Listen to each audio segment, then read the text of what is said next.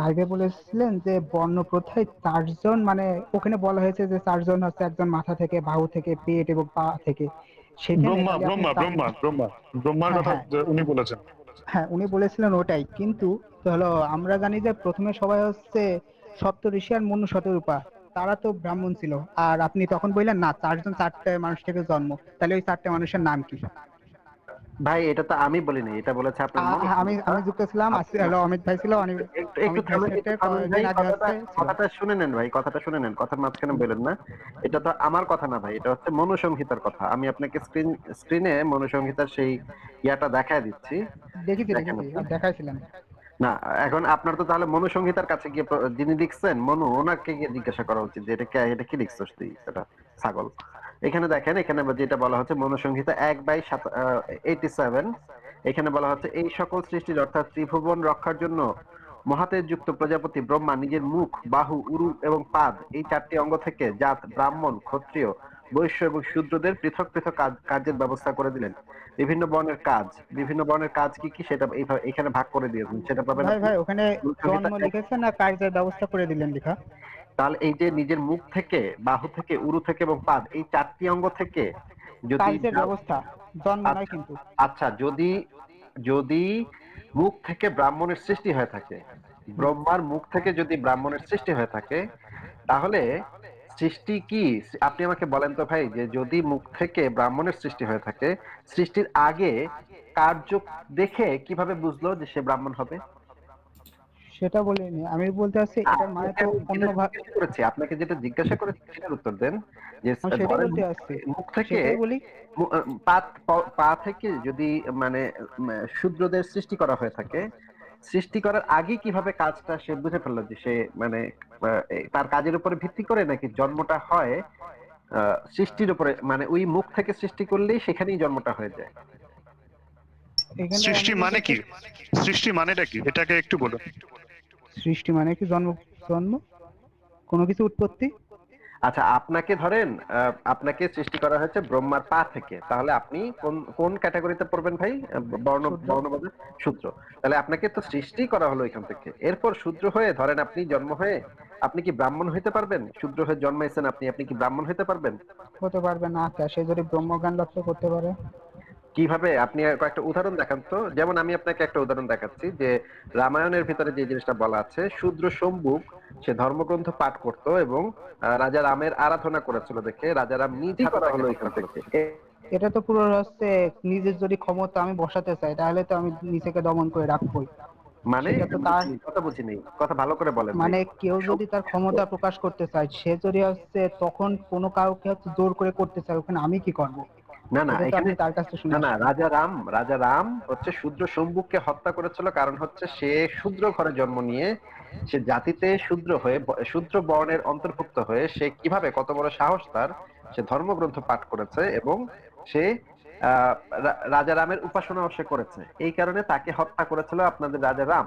তাহলে আমার না, তাহলে সেই আমাদের লোকটা এখানে যদি এটা সেই না। লোকটা যদি সেই লোক সম্মুখ যদি তার কর্মের উপরে যদি ভিত্তি করে, যদি আপনাদের হিন্দু সিস্টেমে যদি কর্মের উপরে ভিত্তি করে হয়ে থাকে, তাহলে তো সেই লোকটা শূদ্র ঘরে জন্মগ্রহণ করে তো ব্রাহ্মণের থেকেও ভালো কাজ করেছে, মুনি ঋষির কাজ করেছে। তাহলে রাজারাম তাকে কেন হত্যা করতে গেল? না আসিফ ভাই, আপনি ওনাকে ওনাকে শুধু জিজ্ঞেস করেন, একটা জিনিস করেন যে সৃষ্টির এই যে শূদ্র, এই যে এই কথাটা লেখা আছে যে এই সকল সৃষ্টির মানে সৃষ্টি হবে কোথা থেকে? ব্রাহ্মণের পাত থেকে হবে শূদ্র। আচ্ছা, ওনাকে শুধু জিজ্ঞেস করেন যে কি এই শূদ্রের যে সৃষ্টি সেটা কি জন্মের পরে না জন্মের আগে? সৃষ্টি কথাটা মানে জন্ম করেন এখন ব্রহ্মা একজন এই যে আমাদের যে ভাইটা আসছেন, উনি মনে করেন যে জন্মগ্রহণ করছেন এবং তাকে ব্রহ্মার পা থেকে বানানো হয়েছে, পা থেকে সৃষ্টি করা হয়েছে। উনি তো আসার পরে সৃষ্টি হয় নাই, সৃষ্টি হয়ে তো এসছেন। তার মানে উনি পা থেকে যে সৃষ্টি হয়, তার মানে যে শূদ্র। এখন উনি বলছেন যে উনি শূদ্র হিসেবে, উনি জন্মগ্রহণ করেছেন শূদ্র হিসেবে, তাহলে উনি ব্রাহ্মণ যেতে পারবেন। যেখানে ব্রহ্মা ওনাকে সৃষ্টি করছে শূদ্র হিসেবে, সেখানে উনি কিভাবে ব্রাহ্মণ হিসেবে যেতে পারবেন? প্রশ্নটা কি এখানে না? ভাই ওনাকে ভাই সৃষ্টি আমি করা মানে মানে আমি এখানে বলবো। ব্রাহ্মণদের তো সৃষ্টি করা হচ্ছে মুখ থেকে, এখানে ব্রহ্মার মুখ থেকে। তাহলে আপনাকে আগে পা থেকে সৃষ্টি করছে, তারপর আপনি ভালো কাজ করছেন, তখন কি ব্রহ্মা আপনাকে আবার তুইলা নিয়ে আবার মুখ দিয়ে সৃষ্টি বানায় তারপর আবার আমার পাঠাবে? বলতে দেন, বলতে দেন। মানে মানে ব্রাহ্মণের ভাই বলতে এটা দেন, এটা তো কর্মের উপর ভিত্তি করে না, এটা তো ভাই স্পষ্ট বলতে করে। দেন একটু। হ্যাঁ, আপনি তো বললেনই, কি বললেন এটা আপনি? আরে ভাই বলতে তো দেবেন, একটু হলেও বলতে এই যে দেন। এই কান্নাকাটি আপনারা করবেন, বলতে দিলেন আরে না। ভাই আমি অমিত ভাইয়ের সাথে সেদিন 1.5 ঘন্টা ছিলাম ভাই, এত সুন্দরভাবে কথা বললো, আর আপনি আর বলতেই তো ভাই দিলেন আমি না। খুব খারাপ ভাবে ভাই বিদায় করে দিলাম। আসিফ ভাই সরি, আমি এগুলো নিতে পারবো না ভাই, সরি, বিদায় করে দিছি। এই ধরনের স্টুপিডিটি নিতে পারবো না ভাই। যখন কথা বলতে না পারে তখন শুরু করে দেয় বলতে দেন নাই, বলতে দেন নাই, বলতে দেন নাই। অমিত ভাই তারে বলতে দিছে, আসিফ ভাই তারে বলতে দেয় নাই। স্টুপিডিটির একটা লেভেল আছে। হ্যাঁ হ্যাঁ, অমিত ভাই আমি কিছু বলতে চাই। অমিত দা নতুন টেকনিক দিয়েছি। অমিত দা নাকি কিছু বলতে চাই, আপনি বলেন। এইটা এইটা দেখুন, এইটা হচ্ছে মনুসংহিতা। হ্যাঁ, এইটা মনুসংহিতাতে দেখুন, এই যে ভার্সটা বলছে, এই যে এখানে দেখছেন এই ভার্সটা কিন্তু এই কথাটাই বলছে। এইটা হচ্ছে পুরো রীতিমতো ওই যে আসিফ ভাই যখন দেখান না, ওই কি বলে ওটাকে, কি ওই তাফসির ওইরকম হচ্ছে, যেরকম হয় সেরকম হচ্ছে আমাদেরও টিকা হয়, ঠিক আছে? তা সেরকম অনেক লোক টিকাকারের কাছেন, সেই টিকাটা হচ্ছে এখানে, এই টিকাগুলো সব সংস্কৃতে লেখা, ওগুলো অত আমি বিশদে যাচ্ছি না। এইখানে হচ্ছে সমস্ত কিছু সংস্কৃতে লেখা, তার যে মূল অর্থটা সেটা হচ্ছে এটা: সৃষ্টিকর্তা পরমেশ্বর ভূলোকাদি প্রজা বৃদ্ধি করিবার মানুষে আপন মুখ, বাহু, উরু, পদ হইতে ক্রমে ব্রাহ্মণ, ক্ষত্রিয়, বৈশ্য, শূদ্র এই চারি বর্ণের সৃষ্টি করিলেন। অর্থাৎ মুখ হইতে ব্রাহ্মণ, বাহু হইতে ক্ষত্রিয়, উরু হইতে বৈশ্য, পদ হইতে শূদ্রের সৃষ্টি করিলেন। সৃষ্টিকর্তা জগদীশ্বর আপন শরীরকে দুই খণ্ডে ভাগ করিয়া অর্ধাংশে পুরুষ অর্ধাংশে নারী হইলেন। ওই উভয়ের পরস্পর সংযোগে বিরাট নামক পুরুষ উৎপন্ন হইল। ঠিক আছে, এরকম করে অনেক কিছুই এখানে আছে। এটা হচ্ছে ফার্স্ট চ্যাপ্টার, মানে এটা মনুসংহিতার ফার্স্ট চ্যাপ্টার।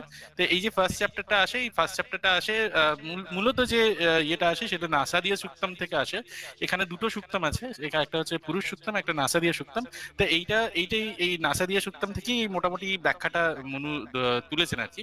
দেখুন এখানে কিন্তু এটা ক্লিয়ারলি এই জিনিসটাই লেখা আছে, এবং এই সংস্কৃতটা পড়লেও আপনি বুঝতে পারবেন যে সেই কথাটাই বলছে। কিন্তু এখানে মানে আমার এটা আবার কি হলো, হ্যাঁ, দেখুন এখানে কিন্তু সেই কথাটাই বলছে যে এই ইয়ে থেকে মুখ থেকে, সেই মুখ থেকে মুখ, বাহু, এবং ইয়ে থেকে উরু এবং পদ থেকে এইগুলো সৃষ্টি করছে, সেগুলো কিন্তু ডিরেক্টলি এটা বলছে।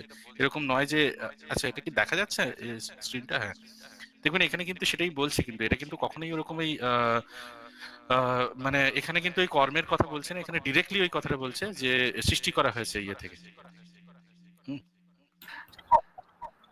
সুতরাং এখানে আর কোনো কনফিউশন থাকার কথা নেই। আচ্ছা, আসিফ ভাই কি ছিলেন নাকি দেখানো হয়ে গেছে? ভাই আমি আরেকটা জিনিস দেখাতে চাচ্ছিলাম, সেটা খুঁজতেছিলাম, সেটা পাচ্ছিলাম না। সেটা হচ্ছে কি, সেটা আমি বলে দিই যে একজন শূদ্রের কিন্তু মানে জ্ঞান অর্জনের, ধর্ম জ্ঞান অর্জনের অধিকার নেই। সেটা আমি একটু খুঁজতেছি, একটু পরে দেখাচ্ছি। আচ্ছা আচ্ছা, ঠিক আছে। আমরা তাহলে আপনি কি মাতঙ্গের কথা বলছেন আসিফ ভাই? আপনি কি মাতঙ্গের কথা বলছেন হ্যাঁ হ্যাঁ, আমি আসিফ ভাই? আপনি কি হ্যাঁ হ্যাঁ মাতঙ্গের কথা হ্যাঁ ভাই, বলছেন? আপনি অমিত ভাই তাহলে আপনি একটু বলেন ভাই। আচ্ছা, মাতঙ্গের গল্পটা হচ্ছে এরকম যে একজন ব্রাহ্মণ আর ব্রাহ্মণের একজন পত্নী ছিলেন। তা ওই পত্নী একজন শূদ্রের সাথে সহবাস করে একটি তার সন্তান হয়। তো সেই সন্তানের নাম হয় মাতঙ্গ। এবার এই মাতঙ্গ এবং তার পিতা, এরা উভয়ই তারা জানতো না যে এই মাতঙ্গ মানে একজন বিবাহ বহির্ভূত সম্পর্কের মানে ইয়ার উপাদান, মানে সেখান থেকে উৎপন্ন হয়েছে, সেরকম সেটা জানতো না মাতঙ্গ, সেটা নিজে জানতো না। তো মাতঙ্গ একদিন তার পিতাকে সাহায্য করার জন্য, একবার যজ্ঞে সাহায্য করার জন্য যজ্ঞের মানে বিভিন্ন ইয়ে আনতে যায়, বিভিন্ন মানে ওই উপাদান যা কিছু দরকার হয় সেগুলো আনতে যায়। তখন একটা ছাগল তাকে বলে, এই বেটা তুই বেটা শূদ্র তুই এসে যজ্ঞ করে কি করবি? তো তখন সেই তার কাছ থেকে জানতে পারে, বিভিন্ন তার মাকেও গিয়ে জিজ্ঞাসা করে জানতে পারে যে সে শূদ্র। হ্যাঁ, কারণ তার পিতা শূদ্র বলে সে শূদ্র। হ্যাঁ, এরকম নয় যে ব্রাহ্মণের পরিবার মাতা ব্রাহ্মণ, সেরকম হলেও সে মানে মাতা ব্রাহ্মণী, সে কিন্তু শুদ্ধই আচ্ছা, হয়েছে, একটু কারণ কি তার পিতা সংক্ষেপে করা যায়? মানে আমরা আসলে চাচ্ছিলাম একটু, মানে যে অনেকক্ষণ হয়ে গেছে কিন্তু আমরা আসলে কোনো আলোচনা পাচ্ছিলাম না। আমরা একটু দেখি তাহলে যারা যুক্ত হয়েছে তাদের সাথে একটু কথা বলি। একটু আমরা, আমাদের সাথে অমিত যুক্ত হয়েছে। অমিত, আপনি যদি নিজেকে আনমিউট করে বলতেন কাইন্ডলি, আপনি যা বলতে চাচ্ছেন। আপনি কি হিন্দু? হ্যাঁ ভাই, আমি আপাতত আচ্ছা আচ্ছা, ঠিক আছে, বলুন এখনো। তাহলে। আচ্ছা, আমি অমিতদার কাছে আমার একটা প্রশ্ন আছে। আহ, নিশ্চয়ই। দাদা, আমি ইউটিউবে কিছু ভিডিও দেখছি রিবার্থ নিয়ে আর কি।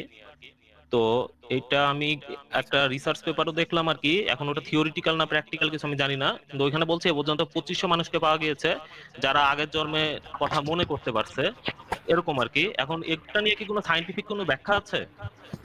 না না, দেখুন এখানে এখানে রিভার্সের আপনি যে পেপারটা পেয়েছেন সেই পেপারটা একটু নিয়ে আসুন, ওইটা পেপারটা নিয়ে সেটা কোথায় বেরিয়েছে সেটা একটু করে দেখা যাক। আর আরেকটা জিনিস সেটা বলি, সেটা হচ্ছে রিভার্টের কথাটা যদি আপনি এরকম ভাবে ধরতে চান যে একজন মানুষ বা যে কোনো একটা প্রাণী সে যখন মারা যায় তার মৃত্যুর পরে সেই দেহটা সরলীকৃত হয়ে তার যে প্রোটিন বা যে সমস্ত প্রোটিন, কার্বোহাইড্রেট, ফ্যাট যা কিছু উপাদান থাকে তা সরলীকৃত হয়ে পরিবেশেই ফিরে যায়। সেখান থেকে সেই সরলীকৃত ইয়ে থেকে উদ্ভিদ তৈরি হয়, সেই উদ্ভিদটা সেখান থেকে ফল থেকে একটা ছাগল খায়, ছাগল থেকে একটা বাঘ খেলো, বাঘ আপনি খেলেন, এরকম করে এই সাইকেলটা যদি ভাবেন ঠিক আছে, সেক্ষেত্রে রিভার্ট ভাবতে পারেন, সেটা পুনরায় সেটা রিসাইকেল হচ্ছে সেটা ভাবতে পারেন। কিন্তু আপনি আমাকে একটা কথা বলুন যে একটা ধরুন হচ্ছে মেমোরি যে কথাটা বলছেন, এই মেমোরিটা কিভাবে থাকে? দেখুন একটা মানুষের যদি কনকাশন হয় বা এরকম, মানে ধরুন হচ্ছে মাথায় আঘাত লাগলো, তার মেমোরিটা ঘেটে যায়, ঠিক আছে, তার এই স্মৃতিশক্তি এই সমস্তগুলো ঘেটে যায়। তার মানে এটা বোঝা যায় যে এই মেমোরি জিনিসটা কোথাও একটা জায়গায় সংরক্ষিত থাকে। তার মানে সে যখন মারা যাবে সেখানে নিশ্চয়ই সেই সংরক্ষিত ব্যাপারটা, সেই নিউরাল নেটওয়ার্কটা, সেই স্নায়ুর যে ইয়েগুলো আছে সেগুলো তো নষ্ট হয়ে যাচ্ছে। তাহলে সেই ইয়েটা সংরক্ষিত থাকার কোনো কথা নেই, ঠিক আছে।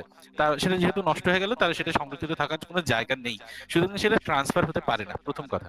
দ্বিতীয় কথা হচ্ছে আপনি যে এই কথাটা বলছেন এর জন্য একটা একটা বই আমি পড়েছিলাম, মেনি লাইভস মেনি মাস্টার্স বলে একটা পড়েছিলাম। সেখানে এই ভদ্রলোকের নামটা আমি ভুলে গেছি, কেউ যদি কমেন্ট করেন আমি একটুখানি দেখি। তা এই মেনি লাইভ মেনি মাস্টার্সে এই ভদ্রলোক ইনি রিগ্রেস করেন। রিগ্রেশন মানে মানে একজন মানুষকে সম্মোহন করেন, সম্মোহন করে তাকে বলে যে তুমি পেছিয়ে যাও, জন্মে পেছিয়ে যাও, এই ধরো 5 বছর পেছিয়ে যাও, এমনি করে হচ্ছে জন্ম হলো, এই তোমার জন্ম হলো মনে করো, কি হচ্ছে, এই ধরো তুমি মরে গেছো, এর আগের জন্মে ফিরে যাও, এরকম করে ফিরিয়ে নিয়ে যায়।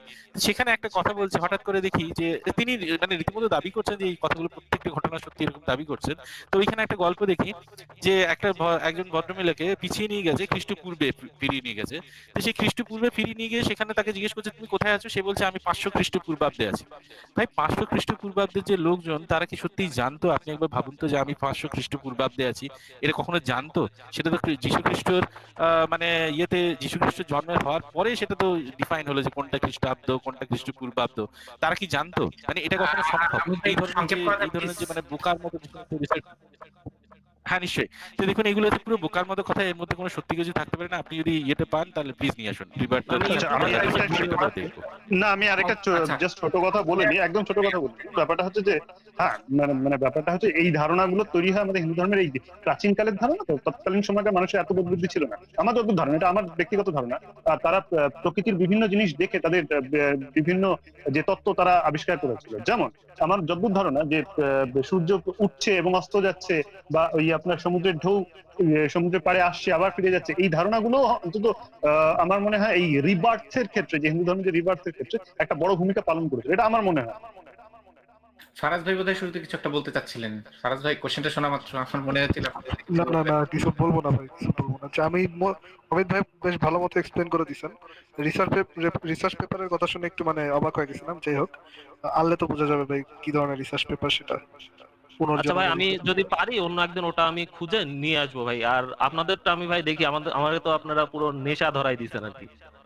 আচ্ছা কি আর করুন ভাই, ভাই এখন তো সারাদিন মানে আপনাদের এই এখন লাইভ দেখি আবার আগের ভিডিও দেখি, এটা করেই তাহলে তো যাচ্ছে। মুশকিল ভাই। নেশা তো বইয়ে হওয়া ভালো, জ্ঞানে হওয়া ভালো, আমাদের লাইভে নেশা হইলে তো না না, মুশকিল। ঠিক আছে, আমি এগুলো দেখছি আর পাশাপাশি অন্যগুলোও পড়ার চেষ্টা করছি। আচ্ছা মাতো ভাই, একটা লাইন আমি একটু বলতে চাই। হ্যাঁ হ্যাঁ প্লিজ আসিফ ভাই। ভাই সৌদি আরব থেকে একটা পিএইচডি থিসিস পেপার বের হয়েছিল, সেখানে বলা হচ্ছে পৃথিবী হচ্ছে ফ্ল্যাট। হ্যাঁ, সৌদি আরব থেকে পিএইচডি পেপার বের হয়েছিল, সেখানে দাবি করা হয়েছিল পৃথিবী হচ্ছে ফ্ল্যাট, এবং তিনি ভাই তারা কি প্রমাণ দাহা শব্দের অর্থটা জানতো না ভাই? একটু নেটে সার্চ করেন, এই পেপারটা পেয়ে যাবেন, এটা এই বিষয়ে নিউজটা পেয়ে যাবেন, খুবই চমৎকার পিএইচডি পেপার। আচ্ছা ভাই ঠিক আছে, তাহলে ভাই আমি আজকে আসি, তাহলে ভাই আপনাদের জন্য অনেক অনেক শুভকামনা। শুভরাত্রি।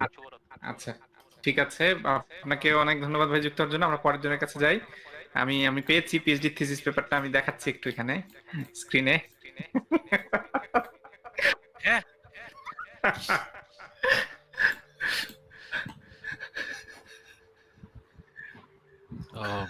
বললে যদি তারা একটু জাকির নায়কের কাছে জেনে নিত যে দাহা শব্দের অর্থ হচ্ছে উটপাখির ডিম। খবরটা আপনারা দেখে নিন। পৃথিবীকে ফ্ল্যাট বলা হয়েছে, তারা পিএইচডি থিসিসের মধ্যে এটা নিয়ে একটা থিসিস করেছে রীতিমতো। বাহ চমৎকার। এখানে ফ্ল্যাট একটা ছবি দিলেই ভালো করতো মনে হয়। আচ্ছা আমরা তাহলে দেখি পরের জন যিনি আছেন আমাদের সাথে উনি কি বলেন। এরপরে আচ্ছা, অমিত ভাই তো কথা বললেন না, ঠিক আছে, তাহলে অমিত ভাই ভালো থাকবেন।